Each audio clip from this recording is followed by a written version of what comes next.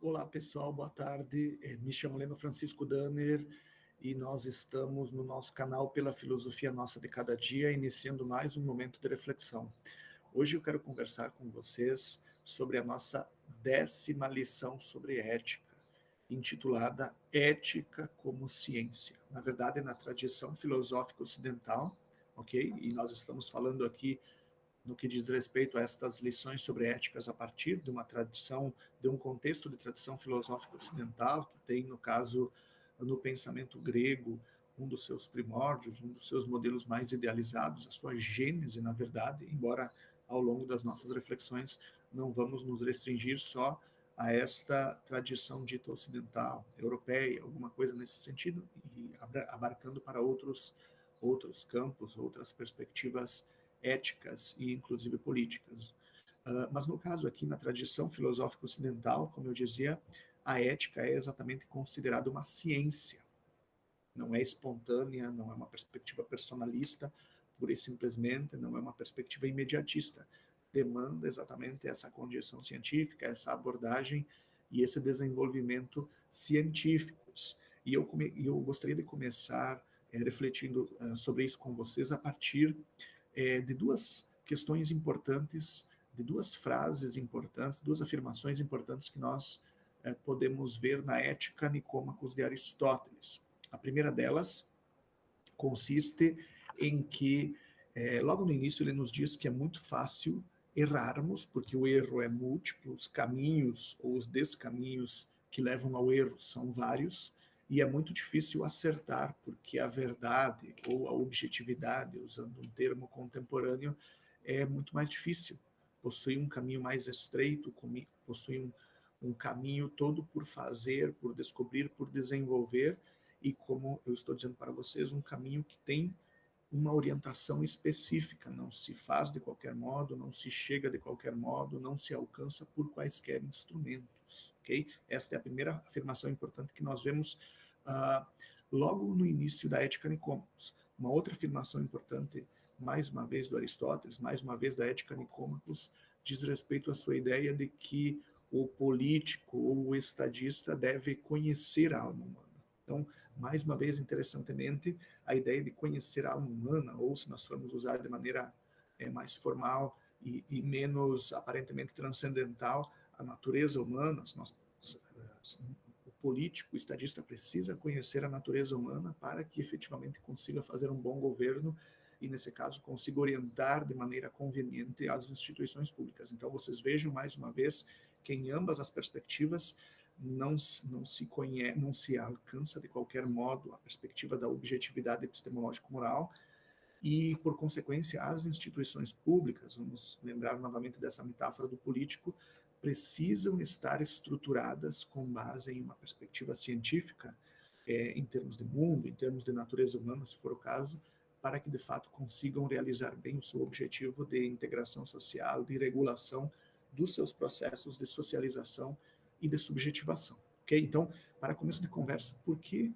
a ética demanda exatamente uma abordagem científica? Porque, lembrem isso, nós estamos desenvolvendo ao longo de todas as nossas lições o processo de formação humana não só se dá na correlação de socialização, subjetivação, de comunidade-indivíduo, sociedade-indivíduo, mas também necessita seguir certos passos, certos procedimentos e alcançar certos valores específicos. Portanto, a formação humana não acontece de qualquer modo, a formação humana não se dá por quaisquer meios, a formação humana não encontra consecução efetiva pura e simplesmente de modo espontâneo, de modo imediatista, de modo direto, ok? Ela precisa ser exatamente regulada, orientada, pensada. Inclusive aqui nos surge uma outra questão importante. Não apenas não se alcança de qualquer modo e por quaisquer instrumentos a boa consecução da formação humana, como também, dependendo do modo como ela é feita e do modo equivocado como ela é feita, nós simplesmente destruímos essa mesma formação humana, nós simplesmente encontramos um processo de desestruturação e degeneração da formação humana. Vamos pensar aqui no exemplo do fascismo, do totalitarismo, do racismo, do fundamentalismo. Ninguém nasce racista, ninguém nasce fascista. ninguém nasce fundamentalista, as pessoas aprendem a ser, se tornam efetivamente racistas, fascistas, fundamentalistas, totalitários, ok? Então, esse é um ponto importante. O modo como nós somos educados, pelo menos essa a ideia que está por trás, o modo como nós somos educados, contribui de maneira direta, efetivamente para o sucesso da formação humana, para a boa consecução da formação humana, ou então para a deformação humana, para a desestruturação dos seres humanos, seja enquanto indivíduo, seja enquanto coletividade. Vamos lembrar aqui mais uma vez que o fascismo não é um fenômeno de um indivíduo apenas, mas um fenômeno coletivo, um fenômeno de massas, e que mostra mais uma vez, assim como o racismo, assim como o fundamentalismo, que não é a degeneração, a deformação educacional não afeta apenas um determinado indivíduo, mas também grupos humanos muito mais amplos e leva, nesses casos, ao etnocídio, ao genocídio, à instrumentalização ampla. Okay? Então, por isso que a ética demanda uma base científica, por isso que a ética é ciência, na verdade, porque o seu objetivo consiste em reconstruir isso que nós entendemos por natureza humana ou as condições básicas de existência dos seres humanos e, a partir disso, delimitar, construir, fundamentar processos, passos, princípios, práticas, valores, desde os quais essa formação humana efetivamente encontra a sua consolidação, a sua maturação ao longo do tempo. Lembrem, não se alcança de qualquer modo a boa formação humana e, da mesma forma, ela não ocorre espontaneamente, ela não ocorre em termos acidentais, ela precisa ser planejada, ela precisa ser estruturada, reflexivizada, orientada para que, de fato, nós consigamos, então, alcançar uma formação humana plena. Então, essa é a grande intuição que está por trás da filosofia ocidental, de um modo geral, e, no nosso caso aqui, da ética como ciência, ok? Formação humana é algo sério, não é brincadeira e não acontece por acaso, espontaneamente.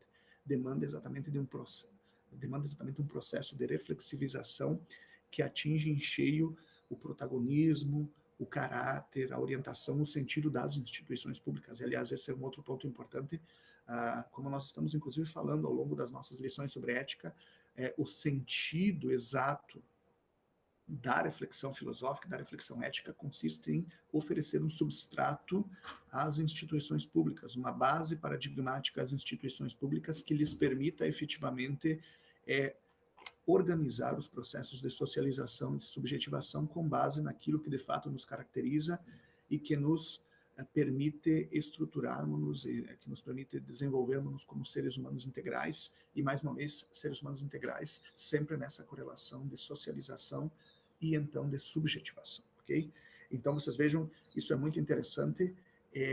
O grande núcleo da filosofia ocidental consiste exatamente em correlacionar ciência, política e ética, pelo menos quando se refere aos processos de socialização e de subjetivação, e nesse caso a ética como ciência, nós temos exatamente uma correlação direta entre, como eu disse, ciência, ética e política e, obviamente, educação. Então, o que a ciência faz?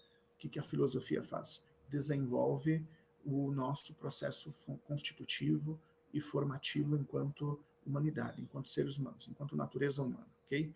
O que a política faz? A política, enquanto instituições públicas, enquanto prática autoestruturada intersubjetivamente, enquanto instituições, poderes, práticas, valores intersubjetivamente vinculantes, se utiliza desse substrato científico e então o aplica, o implementa por meio da educação. Então, vocês vejam, a ciência pensa a natureza humana, como nós nos tornamos seres humanos, a